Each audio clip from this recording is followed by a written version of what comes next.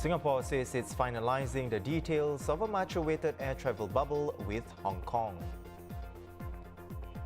A former civil servant charged under the Official Secrets Act with leaking COVID-19 case numbers. An ATOS auxiliary police officer charged with robbing a money lender with a gun. You're watching The Big Story, coming to you live from the Straits Times newsroom. I'm Olivia Quay. And I'm Haryanto Diman. You can subscribe to the Straits Times channel so you never miss a single episode. Singapore and Hong Kong are finalising details of the quarantine-free air travel bubble. Well, that's according to Transport Minister Ong Ye Kung today. In a statement issued by the Transport Ministry, Mr. Ong also said that plans will hopefully be announced soon. Now, this statement comes a day after Hong Kong Chief Executive Carrie Lam said that she expects an early indication of agreement between the two sides. She'd also said that it will be mandatory for those from Hong Kong heading to Singapore to be vaccinated, but Singapore has not made this a requirement. One community case was among the 27 new COVID-19 infections confirmed today. The remaining 26 were imported and placed on stay-home notice or isolated upon arrival in Singapore. More details will be shared tonight. Meanwhile, all close contacts of the foreign worker who tested positive after he was vaccinated have swabbed negative while in quarantine. Over 1,500 workers living in the infected workers' dormitory have also been cleared. A former Health Ministry employee was charged today with allegedly leaking daily COVID-19 case numbers on 22 occasions last year. Cao Tseng was the deputy lead of the ministry's data management unit, and she faces 24 charges under the Official Secrets Act. Cao was charged along with her friend Tang Lin, who's accused of soliciting wrongful communication of information by asking Cao to help her check on the status of a COVID-19 patient. Now, both women have been offered bail and are expected to be back in court on May 5th. An ATOS auxiliary police officer has been charged with armed robbery with a firearm. It's the first such offence here in 15 years. Armed with a revolver, Mahadi Mohammed Mukhtar had allegedly robbed OT Credit, a money lending company in Jurong Gateway Road on Monday afternoon, before fleeing with more than $24,000 in cash. He was arrested within 5 hours of the robbery. The man involved in the armed robbery abused the firearm and trusted to him to carry out his duties. Police officers worked swiftly to secure his arrest, aided by images from police cameras and shot CCTVs. We managed to do so without harm being caused to the public, given the risk that the man was allegedly carrying a firearm. The police will spare no effort to ensure that such criminals who endanger public safety are dealt with firmly and severely in accordance with the law. Initial investigations revealed that company's staff were shown a handwritten note that read, "This is a robbery, don't shout. I got a gun in my pocket, put all the money in the bag." Now, the suspect was allegedly carrying a firearm during the robbery but did not reveal it. He's also believed to have acted alone. This is the second time in 6 months that OT Credit has been targeted by armed robbers. In a surprise to economic experts, Singapore's GDP expanded in the first 3 months of the year. The economy grew 0.2% between January and March 2021, its first quarterly growth since the fourth quarter of 2019. The manufacturing sector was the best performer, with electronics, precision engineering, chemicals and biomedical manufacturing all showing strength. Economist from CIMB Private Banking, Song Seng Woon, joins us now. Seng Woon, welcome to the show. MTI's estimate marks the economy's first quarterly growth since the onset of COVID-19. Now that, plus the unchanged Sing dollar policy and a recent uptick in property prices, what kind of picture do these factors paint for you? So all in all, it is that continuation of a recovery that we saw, I suppose, when we were to pin down the point where October, November last year is being sustained on the easing in restriction measures. The question going forward is to what extent it can be maintained, obviously. But certainly at this point, recovery story intact, fingers crossed for better numbers in the coming couple of quarters.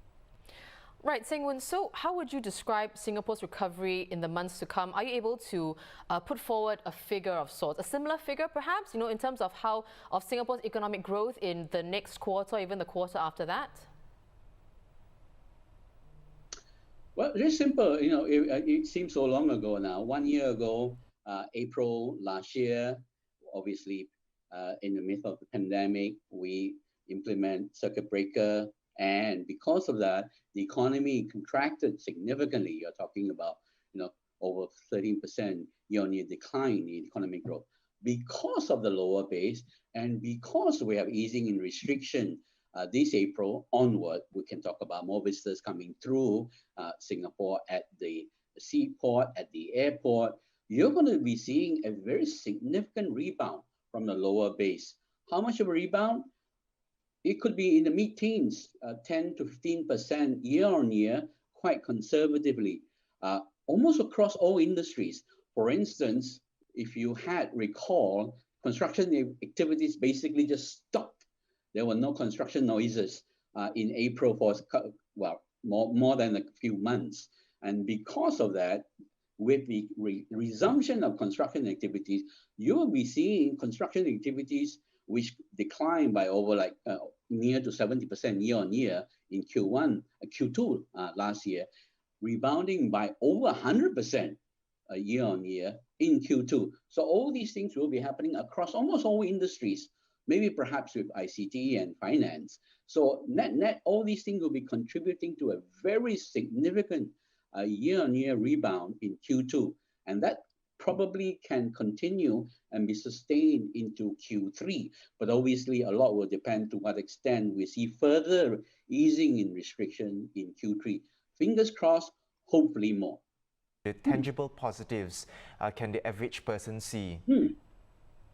It's still all about jobs. You and I, we still have jobs. More importantly, those joining the labor force have, I suppose, employment prospect on many fronts, both on the private sector, both on the public sector. And obviously, as we see, we are still seeing investment coming into Singapore on many fronts, services, tech, biomed, and all these create future employment opportunities. So it's a question then of if that's positive in the job front, recovery in the economic front, what does that mean for income? It's always about whether you got money in your pocket, in your wallet, and income growth, as well as increment, etc. So all these are supporting of better job prospect and income prospect in the coming year.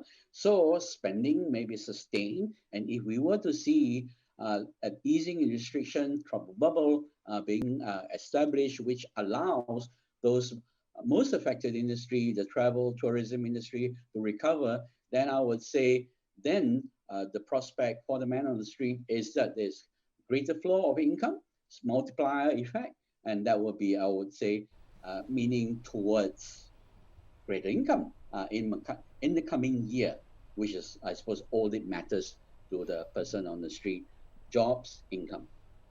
Well, thank you as always for weighing in, Seng-Woon. We've been speaking with Sung Seng-Woon, an economist with CIMB Private Banking.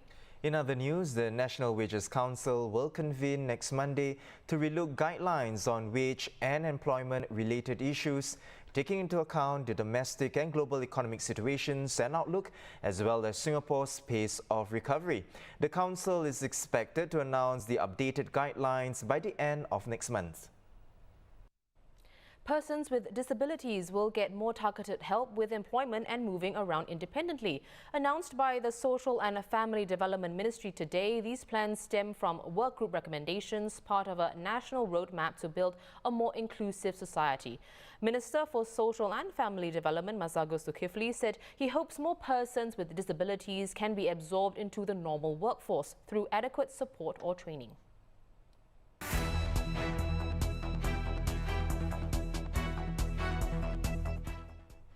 You know, Haryanto, you drive to most places, right? So on your commute or wherever, have you encountered any reckless cyclists on the road? I have actually, especially when I go to work sometimes in the morning, and the road down the viaduct that goes all the way to Braddell, there are cyclists who you know, ride, and it's quite nerve-wracking, it's quite stressful, because on one hand, here I am trying to, you know, make sure that I avoid all the other vehicles, and then on the other hand, there are these cyclists as well. Yeah. So, you know, it can be quite a stressful drive, you see, for me. But I think that said, what is most important is that, you know, the onus is on both cyclists and motorists to keep roads safe. And a proposal to register bicycles and licensed cyclists to ride on the roads was raised earlier this week. That's right, but it's garnered resistance from the cycling community, who said making bikes like cars wouldn't help make roads safer. Conversely, drivers are mostly supportive of some form of licensing for cyclists. They say it would make them more accountable and ensure that they have the required knowledge of riding in traffic. The proposal is part of a panel review looking at existing regulations for cyclists on the roads. Journalist To Ting Wei has been covering this issue, and he's here to share more. So Ting Wei, in trying to come up with a licensing framework for cyclists, what are the key factors to consider? Okay, just to start off with a clarification that the licensing framework is not the confirmed solution yet, but it's one of the things that will be studied. So it will be a bit tricky because there are not really any, like a lot of case studies worldwide. But some of the key considerations, the first one will be in terms of who do you license? Because like currently it's just the area of review is only for rules for road cyclists, meaning like once you cycle on the road, you're considered a road cyclist. But there are different kinds of roads. Like you have those slightly busier roads, like maybe Bradder Road or something like that.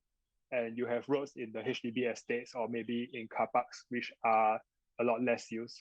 So probably like the licensing framework will have to come up with like what kind of groups of cyclists and where do you regulate them instead of a blanket, like a widespread kind of thing.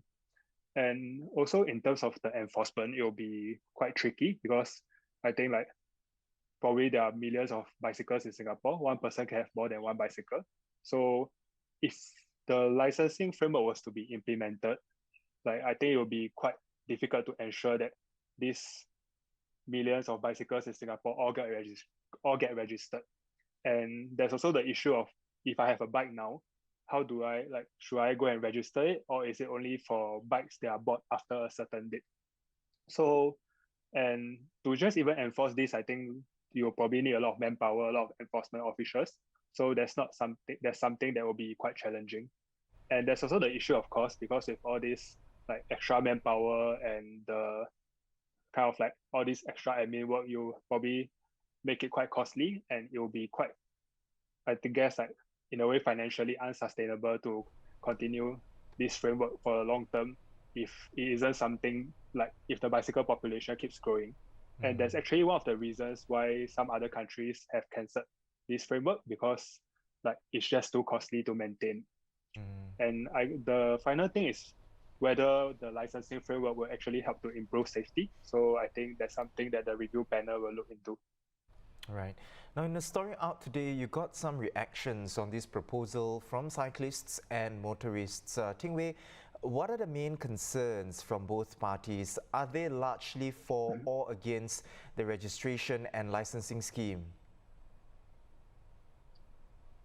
I think based on the sentiment so far, like where they stand depends on whether they are cyclists or drivers. So it's quite clear-cut. For cyclists, they are quite against any form of licensing or registration, understandably.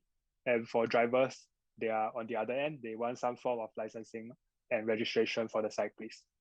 So why cyclists oppose it is that they fear they are kind of worried that this will make things very complicated. It will increase the barriers to cycling.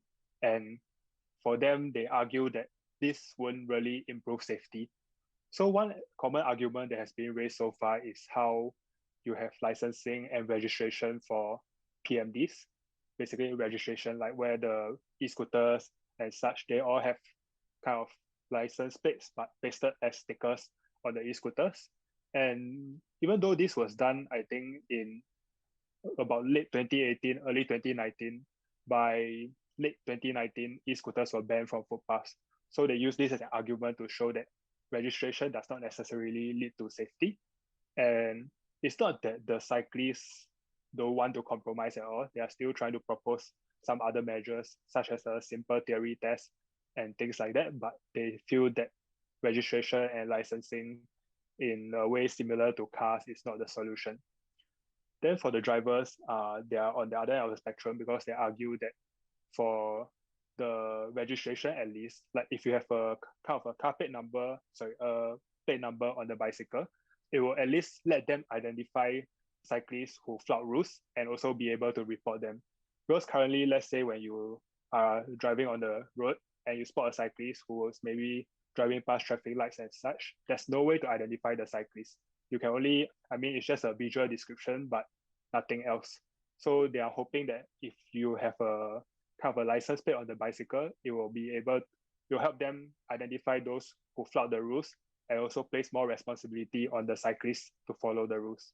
So it's quite I think it's quite a difficult issue to resolve. It's been around for quite a few years in the sense that it keeps coming back, dying off and coming back again. So hopefully, like whatever the review panel does, they will be able to sort it out for the long term this time. Right, great points there, Ting Wei. That was our colleague journalist To Ting Wei. Now you can read his story at straitstimes.com and let us know in the comments where you stand on this hot button issue. The response to the new NS Fitness Improvement Training Program will be monitored and refinements will be made if necessary. Noting that the sign-up rates since its rollout on April the 1st have been very strong, Senior Minister of State for Defence Heng Chi-hao said that if demand continues to grow, the Defence Ministry could consider upping the number of locations for the program. Now, if you recall, NS Fit replaces the Remedial Training Scheme and the IPPT Preparatory Training Scheme. And our colleague Lim Min Tang went through a session recently.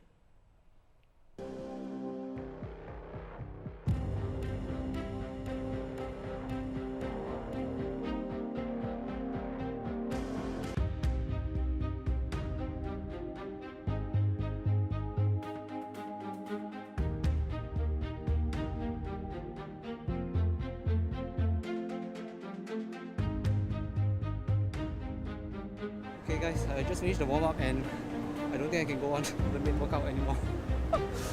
Yeah, wish me luck.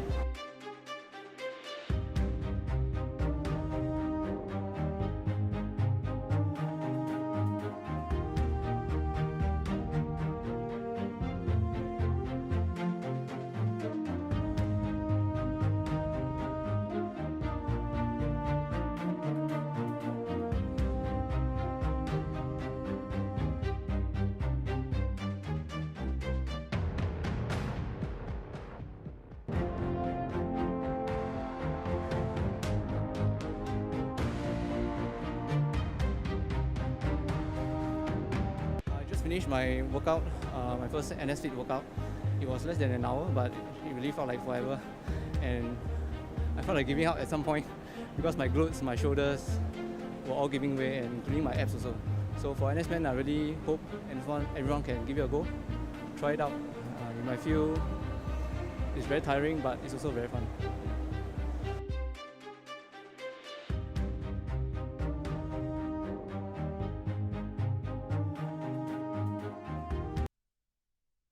You know, I think I'll stand a good chance doing it. I think you'll do too. Well, for more news and videos, visit straitstimes.com and subscribe to our YouTube channel by hitting the red button below. Once again, I'm Harian Tudiman with Olivia Quay. Join us tomorrow for more stories on A Big Story.